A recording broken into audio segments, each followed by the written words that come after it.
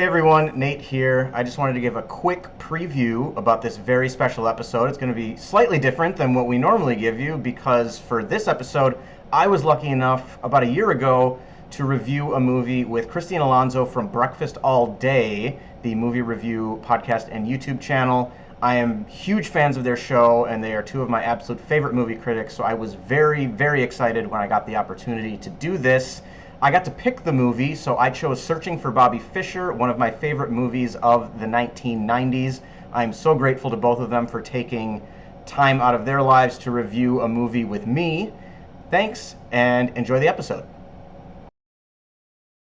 Hello there, and welcome to Table for One. Nate Johnson, so great to meet you. So great to see you.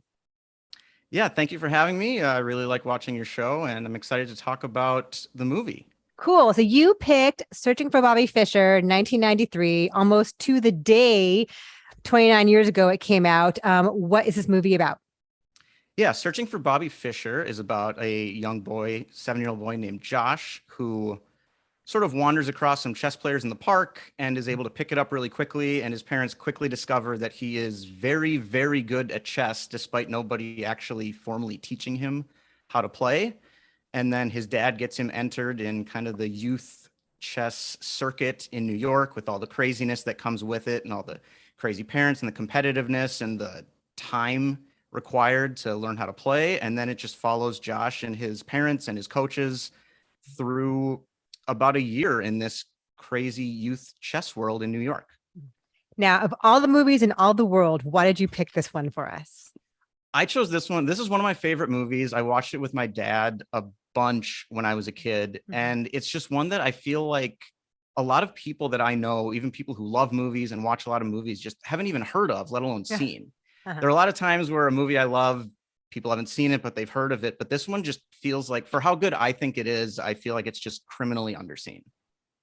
And why is that, do you think? Why haven't people, like, it got nominated for an Oscar for cinematography. It's got this fantastic cast. The great Conrad Hall. Yeah, the great Conrad Hall. And Alonso and I were texting last night, like, oh my God, this cast, like Laura Linney and Joan Allen. Like, is that even allowed? This is a movie that has like seconds to spare Josh Mostel and Tony Shalhoub. Like, they're just and bam, William bam, Macy. Bam. Yes. Yeah. It was like, I remember when I saw this movie in 93, it was like, oh, it's like the David Mamet All-Stars. Because not only did you have Macy, but you have Mantegna, obviously, but you have Macy, you have like David Paymer, like all these people who had been in Mamet shows or who were in like House of Games or whatever. And yeah, Macy at this point, still kind of a new face. I mean, Laura Linney, I think Tales of the City came out the same year. So she was pretty much brand new as well. She looks very young, like very like fresh-faced elementary school teacher. Yeah. Yeah, she does. I'd kind of forgotten even, I mean, for as many times as I've watched this movie, I hadn't watched it for a few years, and it's forgotten how many basically A-listers are in just little bit one scene roles in this movie. Yeah, Austin Pendleton, like it's this murderer's row. I mean, then Ben Kingsley and Lawrence Fishburne, like this just amazing cast. No, you're right. I think it is a movie that somehow doesn't get talked about as much as it should. Like our friend Bibbs, it's one of his favorite movies as well. So, it's funny because like there was so much of this movie that I'd kind of forgotten about because I haven't seen it in 29 years. But there are things that have absolutely stayed with me. Like when I've talked about.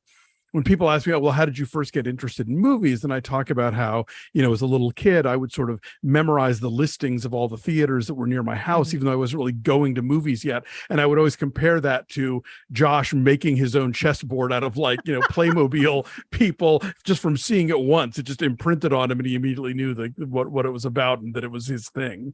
You are the chess prodigy of film critics, Alonso. Yeah, well, I peaked early then. So you are much younger than us, Nate. So you saw this when you were a kid with your dad. Is chess something that's important to you? Do you and your dad play chess? We did when I was growing up. I was in the school chess club, but something I wasn't too involved in. It would I'd sort of drop out about halfway through every year once basketball season started and practices were on the same night as chess club. But my dad and I would always play, and my elementary school too actually won a national championship when I was in like 3rd or 5th grade or something. I can't remember what year. I was not part of that. But I mean, obviously I knew all the kids. It was my grade that won. So I played and I enjoyed it. It was never something I gave it up for playing basketball when I was 8, Mhm. basically. But I don't know. It was just a movie that I watched a lot with my dad, and he would basically go to Blockbuster, come back with something that he thought my brother and I would like. And he'd do this about once a week, it felt Cool. like. And more often than not, they were really, really good movies. And this was one that just stuck with us. And he and I continue to watch just over and over to this day. It's funny. It's a very traditional sports movie in a lot of ways. It's got a lot of Karate Kid in its DNA. Yeah. In that it's got Ben Kingsley is kind of a Mr. Miyagi figure in that when he comes to their apartment the first few times, he does not teach him chess. They Yeah. just talk about other stuff. It's like his version of like wax on, wax off, like his mystical kind of philosophical approach to it. And then the other young kid who is like all business. Oh, the who, Ivan like, Drago of child chess. he is, but he's also like Cobra Kai. Is he not? Yeah, true. Because he's like, yeah. because it's all roads at the tournament like lead to the two of them, which we see on like the dot matrix printer. That Jonathan Poe is up against Josh Waitzkin, and it's just like it's like they're at the All Valley Karate tournament and they're forced to face one another, but in the beats of it, it kind of avoids the feel-good, rousing 80s style sports movie tropes. Like it's very understated, and a lot of that has to do with Conrad Hall's cinematography, because there's like a griminess and like a smokiness and an intimacy to this that it isn't glossy and isn't glamorous. Like it's almost a cautionary tale of you could end up in these crappy little rooms, and you see that Joe Mantegna is really frightened about that for his son. Well, I mean, there's that, but I think also this is, I think, a movie that any parent with a kid who has a talent for anything should have to watch, because I love the fact that, first of all, the most realistic, like small child's room I think I've ever seen in a movie, just all the little Lego pieces all over the place and all this stuff. But the idea that it's not so much that, you're right, the traditional sports movies about the kid like having to become the best that he can be and overcome whatever his sort of personal things are. This movie, like, the kid is fine, the kid is great, and he's just a natural talent and a prodigy, and he's voracious and about learning strategies and all that stuff. It's about everybody else having to learn something. It's about like Ben Kingsley having to be open to the idea that maybe he can learn something from the chess players in the park. It's about Joe Mantegna learning to not push this kid so hard, to allow him to have like a life and be a kid, and that ultimately is what's going to make him a better player and a happier person. So yeah, I agree with you. It has a lot of, there's a lot of sports stuff you can recognize along the way, but it kind of plays around with it, much like another chess movie I love, Queen of Katwe, which doesn't follow all the traditional beats. And I don't even play chess, but I love both of those movies. So Nate, did you go back and rewatch this prior to seeing us today? I did. I watched it on Monday night. Okay. And what did you see this time that maybe you didn't notice before, or how did you feel differently about it from before? So to kind of build off what we were just talking about, it hits the traditional sports movie tropes, but it kind of adds a lot more than that, I think, with a lot about like parenting too. Where I kind of noticed this time where each of his parents, his mom and his dad, kind of have their chosen coach for him, almost like his mom with Vinny in the park, and his dad chose Ben Kingsley, and they kind of almost have a little proxy war over Josh with them. Even like the dad says at one point, like, well, Vinny's a drug addict, and kind of dismissing him. And the mom's always the one who brings him to the park, and she kicks Ben Kingsley out of the house at one point. Yeah. Right. And I thought that dynamic was really interesting. And then just having all of them there at the end, obviously very representative that they've kind of learned to behave a little bit around their kid and not pull him in whatever direction they think is best, but kind of let him be the one to choose, with kind of the line toward the end of it when he says, like, I have to win. Not for you and not for anybody else, but I do. Yeah. And I thought that all clicked together really well. And I think the writing here is so good. I mean, Steven Zaillian, obviously, like legendary screenwriter, a great directorial debut. Like when we talk about first films, you look at something like this, you're like, shit, this guy just like out of the box, nailing it. That whole last sequence is so brilliantly written in terms of, for those of us in the audience who do not play chess, and even for those in the audience who play chess but are not like grandmasters, the way that Ben Kingsley explains what's about to happen, and then we see Josh see it, and we see Josh then like offer the draw and then the other kid refusing it, and then we see him do it. Like all of those things are so well paced and so like spelled out as exposition without feeling clunky. Like that's such a great ending to this film.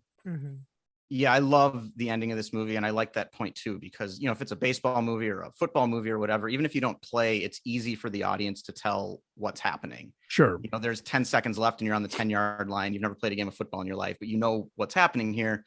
We don't know, even for those who play chess casually or even a lot, you can't see the board and exactly tell what's going on, maybe who's winning, why a move was important or not.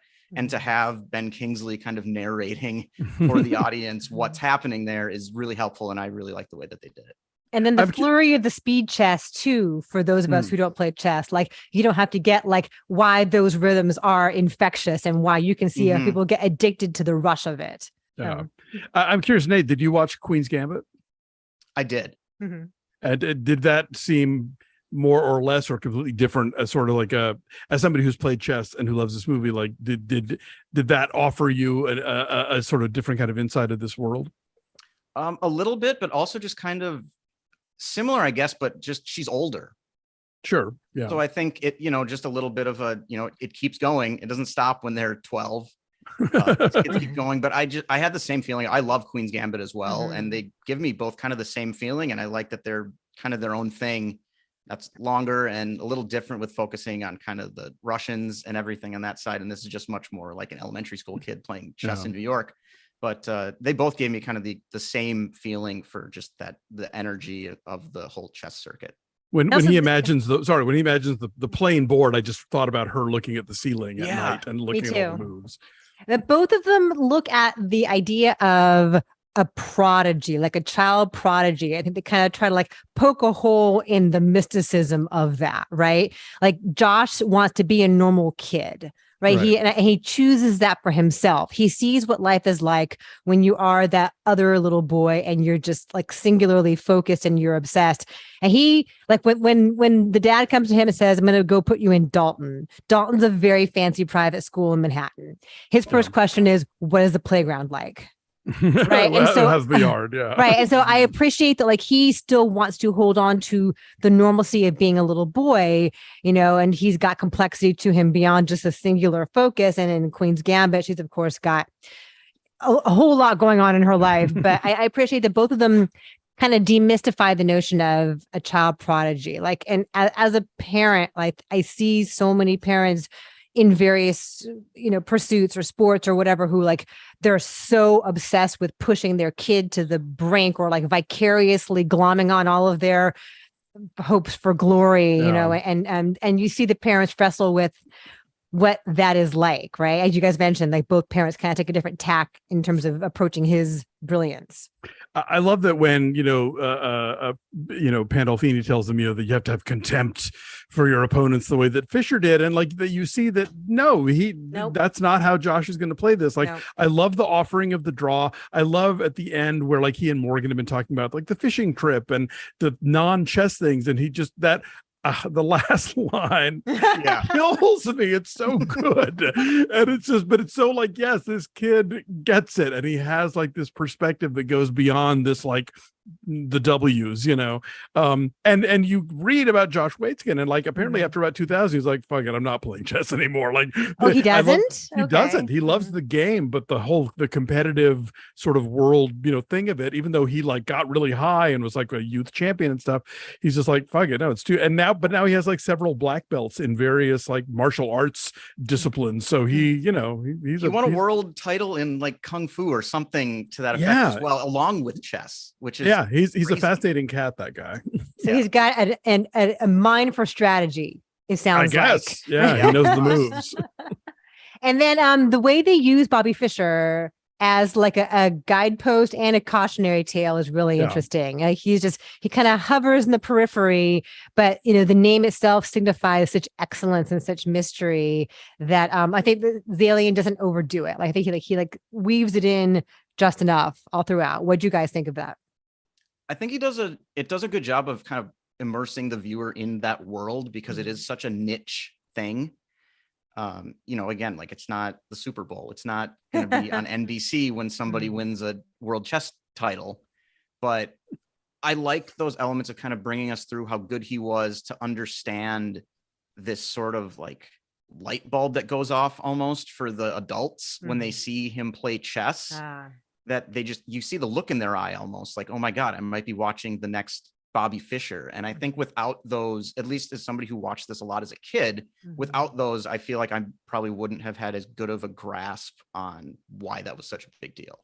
Yeah, like you see Hoop Dreams and you probably know who Michael Jordan is. So like if he is cited as a thing, then but I think for chess you might have to explain, especially because like he was huge in like the 70s. But I had a vague notion of who Bobby Fischer was from being a little kid in that era. But obviously if you're a kid in the 90s or the 2000s, that's going to be totally sort of ancient history. I would be curious to know if that is an element in Fred Waitskin's book that this is an adaptation of, or if Zalian just brought all that to the table as a way to sort of like as you said, sort of as a beacon and a cautionary tale, and to sort of like contrast the ideas, like you may be a prodigy, you may have this amazing talent, but like what do you do with it? How do you manifest it, and how do you make that a part of your life, or do you make it all of your life? I think probably is worse than ever for kids who have that kind of talent, right? Like, because in sports in particular, like it can be so specific. Like if you're a really good pitcher, you can go to a camp that is just for pitching. That's not for all of baseball. Like, and so I think even more, there is that intensity, and there is the specificity of like, oh, I'm going to have this Olympic champion or this NBA player or this NHL player. And I don't think it's gotten any better since Searching for Bobby Fischer came out, is my point. Probably only worse. Yeah, no, I believe it. I was just looking at what else Steven Zalian directed, and I never saw A Civil Action, which I heard okay things about. I was not a big fan of his remake of All the King's Men, but I did really like The Night Of, which was that HBO miniseries. It was kind of I don't know if it was true crime or fake crime, but with Riz Ahmed and John Turturro. That was really good. That Richard Price wrote, I think. Yes, that's the one. Yeah, I like that a lot too. I didn't know he directed that. He was director on it, I think. But of 8 episodes, he directed 7 of them. So yeah. And interestingly, so Conrad Hall is nominated for Best Cinematography for this film. He loses to Janusz Kaminski for Schindler's List, which Steven Zalian wrote. That's true. Big year for Steve. And I want to give a shout out to James Horner's score. He's a composer that I kind of run hot and cold with, but I think he really nails it here. And there are so many moments that the underscoring, I think, is just really very gently nudging things along to where they want to go, and kind of like enhancing the emotion without being too overt and like, making you notice it too much. I was really impressed by that this time around. I found it very safely feel good in a very 90s way. It feels of its time, I think. The swell of the comfortable movie. The strings, it's very cozy. Yeah, I mean, you're right. I mean, I think all the smokiness you talk about that Conrad Hall brings, yes, in some of those chess rooms feels a little oppressive, but it's the kind of movie that it's not all set during autumn, but you think it's all set during autumn. It's that kind of New York lighting. Well, very cool. So Nate, what is your number? We give numbers here at Breakfast All Day from 1 to 10. What would you give it? This is a 10 for me. This is one of my favorite movies I've ever seen. And I just love that there's a sports movie about just kind of how all in do you want to go? Where every other one is pretty much winning is the ultimate thing. And this one challenges that a little bit. While he ultimately does win, but offering the draw at the end, and then that he wins at the end. And all he wants to talk about with this is he just wants to console his friend who didn't win. Yeah. That's like his number one concern at the end of the movie. And then, yes, Alonso, the line at the end just makes me laugh every single time. It doesn't end with the freeze frame of him like holding the trophy in one hand and being held aloft by everyone going, I'm a 10 as well. I looking back at this, I just think I like no notes. This movie is really great and does what it sets out to do and is beautifully shot and amazing cast. I'm really, really glad I saw it. You made a great pick. I'm saying 9.5. I won't go all the way 10. I'm so mean. But it was a wonderful choice, and I'm so happy that you picked it. So thank you for giving Alonso the chance to rewatch it. Thank you for giving me the chance to watch it for the first time. And I hope it was fun for you too. Yeah, and thanks for talking about it with me. Thank you so much. Good to see you.